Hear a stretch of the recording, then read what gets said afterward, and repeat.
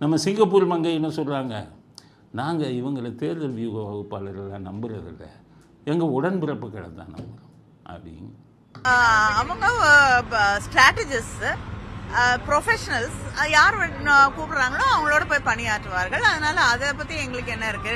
திராவிட முன்னேற்ற கழகம் கழக உடன்பிறப்புகளை நம்பித்தான் தேர்தலை சந்திக்கிறது. சிங்கப்பூர் மங்கைக்கு சொல்றேன், உங்கள் உடன்பிறப்புகளை மட்டும் நம்புறதா இருந்தால் தேர்தல் வியூக வகுப்பாளர்களை உங்களுக்கு தேவையில்லைன்னா 2019 எம்பி தேர்தலில் சுனில் அப்படிங்கிற தேர்தல் வியூக வகுப்பாளரை ஏன் வச்சு உங்கள் அண்ணன் வந்துக்கிட்டு அவர் கோடிக்கணக்கான பணம் ஏன் கொடுத்தாரு?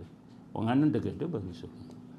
அதுக்கடுத்தது 2021 பிரசாந்த் கிஷோரை வச்சு 300 கோடி கொடுத்தாரு உங்கள் அண்ணன். அப்போ உடன்பிறப்புகளை வச்சு ஜெயிச்சிருக்க வேண்டியதானே? சரி, இப்போ இந்த 2026க்கு அவர் மருமகனையும் வச்சு பென் அப்படிங்கிற நிறுவனத்தை, தேர்தல் வியூக நிறுவனத்தை தொடங்கி அதில் பண்ணிக்கிட்டு இருக்காங்க. ஆக நீங்கள் உங்கள் சொந்த இதை உங்கள் சொந்த செல்வாக்கு மேலே நம்பிக்கை இல்லைல்ல. நீங்களும் அந்த வேலைக்கு தானே. உங்களுக்கெல்லாம் விஜய் குற்றம் சொல்கிறதுக்கோ விஜய் விமர்சிக்கிறதுக்கோ அடிப்படை தகுதி இல்லை.